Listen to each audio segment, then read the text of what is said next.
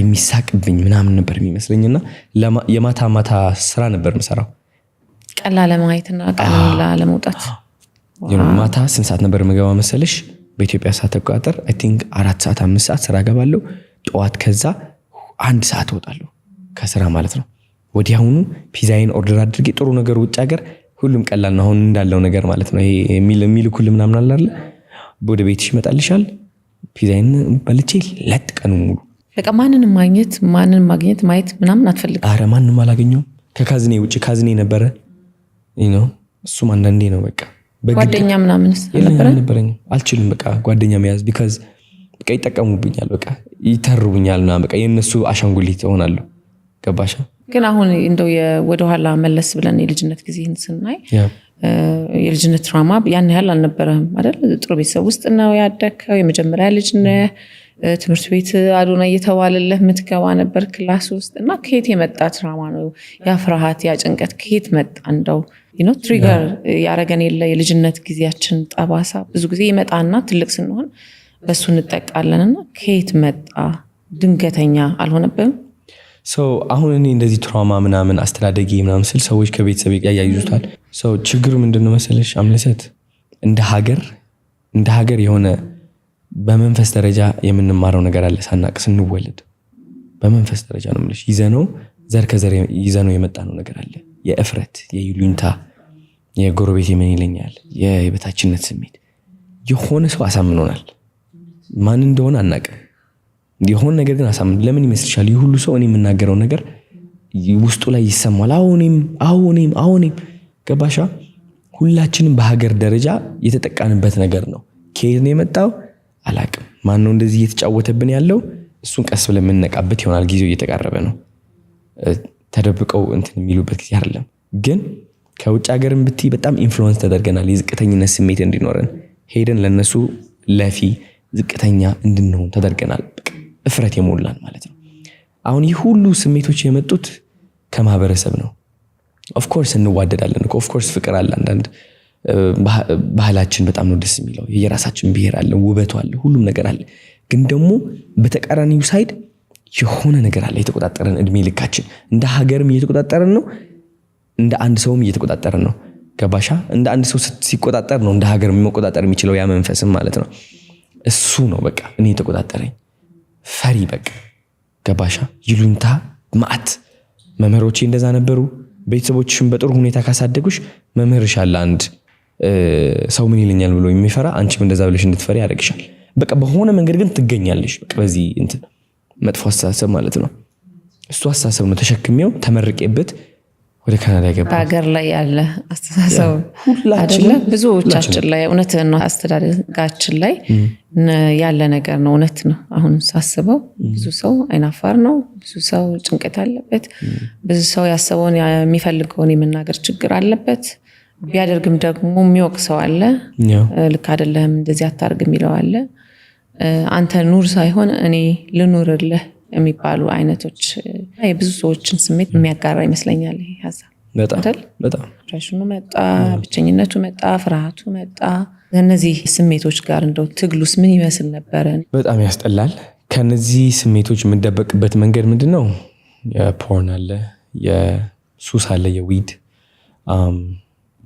እነዚህ ነገሮች ናቸው የሚደብቁኝ which is ከነዛ ሰይጣኖች የምትደበቅበት መንገድ ሌላ ሰይጣን ይሆናል ሌላ ሰይጣን ገባሻ መልኩን ቀይሮ ሰይጣን ደግሞ ይወደዋል ይሄ ና እኔ ያለውልህ የጊዜያዊ ሰይጣን ነው ይሄ ደግሞ ይሸውድሃል ተመልሶ ግን ወደዛ ነው የሚያስገባሽ በቃ ትራፕ ሆንኩኝ 360 ዲግሪ በቃ ተያዝኩኝ ገባሽ ታሰርኩኝ which is እኔ አሁን ወይኔ ጨነቀኝ ሰው እንዳያየኝ እፈራለሁ አፍራለሁ ምናምን እሺ ምን ልሁን ልደበቅ ተደበቅኩኝ መውጣት ፈልጋለሁ ነፃነት ፍቅር ደስታ ፈልጋለሁ አልቻልኩም ስለዚህ የጊዜያዊ ደስታ የጊዜያዊ ነፃነት ፈልጋለሁ በምን ላግኘው ይሄው አለልሽ ብሎ ሰይጣን ያቀርብልሻል መጀመሪያ ይይዝሽ አይምሮሽ ይቆጣጠረውና ያቀርብልሻል ምን ትፈልጊያለሽ ይሄ ነው በቃ ይሻለኛል ትያለሽ because ያለሽ ምርጫ እሱ ነው ከዛ እሱን ታረጊያለሽ ከጨረሽ በኋላ ወይም የሆነ ነገር ካረሽ በኋላ ትጨናነቂያለሽ ወይኔ ጉዲ ጸጸት ይመጣል ጸጸት ደግሞ ሰይጣን የሚጠቀምበት ዋነኛው እንትን ነው እንደገና ከዛ ወይኔ ተጸጸትኩ እሺ ምንድነው ማደርገው አሁን ተመልሰሽ እንደገና ወደ ጭንቀቱ ትገቢያለሽ ከዛ ከጭንቀት ደግሞ አወጣሻለሁ ይልሻል ከዛ ትወጫለሽ ከዛ ትገቢያለሽ ወደ 360 ዲግሪ እንደ ሀገር እዚች ሰርክል ላይ ነን ያለ ነው። ገባሽ አይደለ? ሶ ከዚህ እንዴት አድርገን ነው የምንወጣው?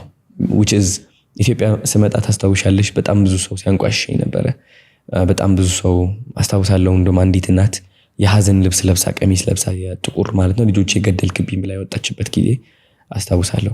ራስህን ከዚህ ወጥቻለሁ ብለህ እናንተም እዚህ ውስጥ ያላችሁ በዚህ መንገድ ትወጣላችሁ ብለህ ምሳሌነት ነው ለኔ የሚታየኝ እዛ ውስጥና ምሳሌነት ትምህርት ነው የሚታየኝና ሰው የተረዳበት መንገድ ግን ያ አልነበረም። because ቆርጠው ጉድ አደረጉኝ ላይ ቆራርጠው ተጠቀሙበት አሸነፉኝ። ይሄም አሁን አንዱ የምትሰራበት መንገድ ነው ብዬ አስባለሁ።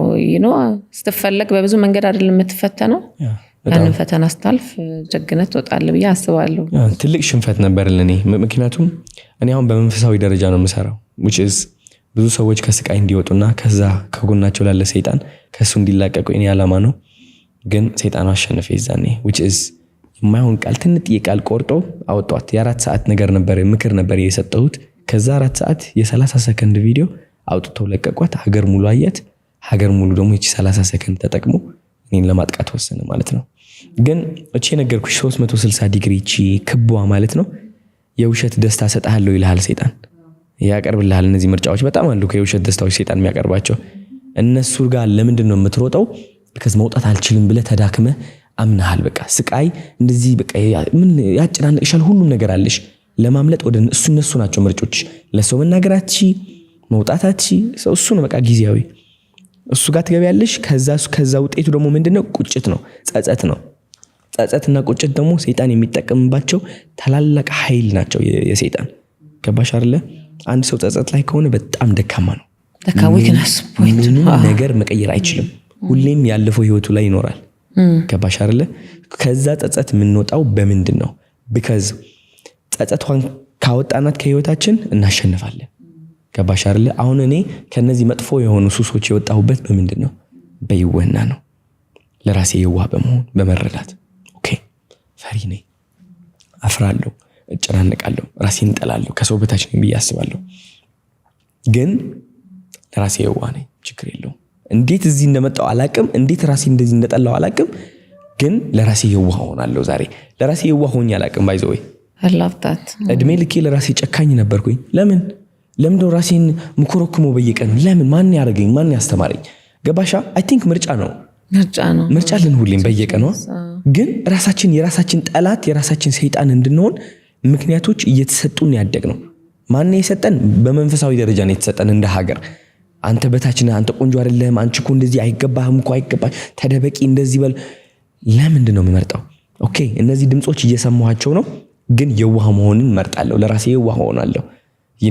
በቃ ለመጀመሪያ ጊዜ በህይወቴ እስኪ የዋህ ሆኜ ልየው ዛሬ እስኪ ራሴ በቃ ልየው እስኪ ልምረጥ እስኪ ዛሬ። ገባሽ አይደል? አይ ነው በቃ የማይሆን ነገሮች አድርጌያለሁ፣ ሱስ ውስጥ ነኝ፣ በቃ ጭንቀት ውስጥ ነኝ፣ ብልሽልት በላይ ሁሉ ነገር ተበላሽቷል።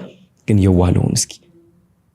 የዛን ያቺ የይውህና ቃል እና ስሜቷ ወደ ልብሽ ስትገባ ምን ይፈጠራል መሰለሽ? ድንገት ነው የምልሽ ያ ሱስ የሚያቀርብልሽ ምርጣ ያ ሰይጣን ያቀርብልሻል አለ። ሃይ ተሰቃይተሃል፣ ተጨናንቀሃል፣ ራስን ትጠላለህ፣ ወደ ውጭ ወጥተህ መዝናናት አልቻልክም። ይኸው ዊድ አለልህ፣ ከፈለክ ይኸው ፖርን አለልህ፣ ይኸው ያለልህ አልኮል አለልህ፣ ጠጣ ያቀርብልሃል። ያቺ ይውህና ምንድነው የምታደርገው መሰለሽ? እንደዚህ ብለሽ እንድታስተውይ ታደርግሻለች። ኃይል ይኖርሻል፣ የእግዚአብሔር ኃይል ይኖርሻል። ይውህና ውስጥ ነው የሚገኘው እግዚአብሔር። ልንገርሽ፣ ለራስሽ የዋህ መሆን ከቻልሽ ሰይጣን በምንም ተአምር አይችልሽም፣ ይፈራል። የዛኔ የሚበዛብሽ ፈተና ልነግርሽ አልችልም። ገባሽ አይደለ? ግን ይህ ሁሉ ፈተና የምታልፊ በምንድን ነው? አይኖ ዱክክ ብያለሁ፣ ወይኔ በቃ ሰውነቴ ተበላሽተሃል እያለኝ ነው፣ አይምሮዬ እየሰደበኝ ነው፣ የዋህ ነኝ ለራሴ። እንደዚህ እያልሽ በየቀኑ የምትሄጂ ከሆነ ይውህና የምታስተምሪው ከሆነ ራስሽን አንድ ቀን ትመጣለች እነዛ ሁሉ ሱሶች ኢቭን እያደረግሻቸውም እያለ ግን ታውቃለህ ስቃይ ውስጥ አይደለሽም። ታውቂያለሽ ስቃይ ውስጥ ግን አይደለሽም፣ ነፃነት ውስጥ ነሽ፣ ይውህና ውስጥ ነሽ። እነዛ ድሮ ያስቃዩና ይቆጣጠሩ የነበሩት ሱሶች መጥፎ ድምጾች እያሉ ይሁን በቃ ይውህና ነፃነት ይሰማሻል። በቃ ወጥተሽ እስኪ ዛሬ ሻይ ልጠጣ፣ እስኪ ዛሬ ወክ ልውጣ፣ ስፖርት ልስራ ትያለሽ። እንደዛ አድርጌ ነው ያሸነፍኩት የኔ ሱስ፣ የኔ ጭንቀት፣ የኔም መጥፎ ሐሳቦች ምናምን። ከይውህና በኋላ ምን ይመጣል? እግዚአብሔር ይመጣል በደንብ አድርጎ። ገባሽ አይደለ? እግዚአብሔርን ይዘሽ ነው ከሰይጣን ጋር የምትፋለሚው። ሰይጣን አይደለም የሚቆጣጠርሽ። እግዚአብሔርን ይዘሽ መፋለም ትጀምሪያለሽ። ከዛ በኋላ ሰልፍ ኢምፕሩቭ